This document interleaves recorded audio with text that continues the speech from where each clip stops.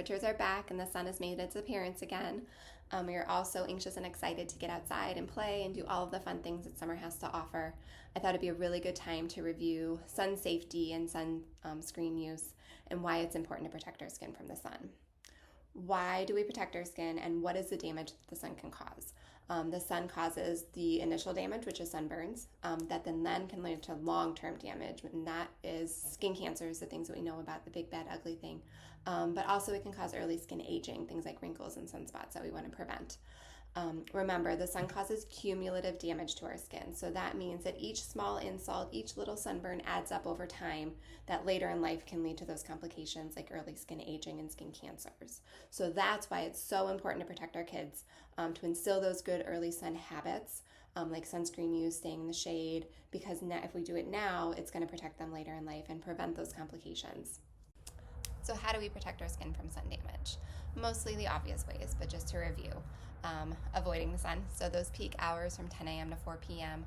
are when the sun's UV rays are at their highest. So avoiding those hours outdoors if you're able to. Staying in the shade if you must be outside, staying under the tree, putting an umbrella up, all good ways to protect yourselves from sun damage.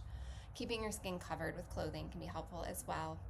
The darker the color of clothes and the tighter the weave of clothing, it's found to be the most protective.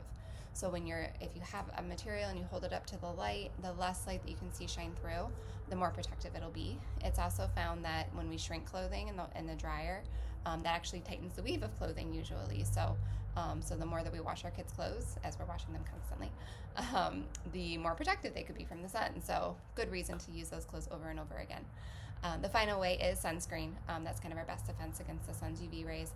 We'll review appropriate use of sunscreen and what to look for in a sunscreen soon. Thanks. So what to look for in a sunscreen and SPF reminders. So when you're looking at the sunscreen, you want to look at the active ingredients label. That's what gives you protection from the UV rays, and those are called your light filtering compounds. The ingredients that I would recommend looking for, and which generally recommended by the American Academy of Pediatrics, are called your inorganic light filtering compounds, and those are the ingredients zinc oxide and titanium dioxide. When we're using those reflect the UV rays away from the skin, and when they've done safety studies on how we absorb sunscreens, those have only been found in the superficial layers of the skin and not to be found absorbed into the bloodstream, which is why the American Academy of Pediatrics typically will recommend them. When you're looking at SPF, we want to look at SPF of 30 or higher. SPF means your sun protection factor and how effective it is at preventing sunburn. 30 or higher is going to give you more protection. So generally you want to look for ingredients zinc oxide or titanium dioxide with an SPF 30 or higher. Thanks so much. Reminders on when to apply sunscreen and how much you should be using.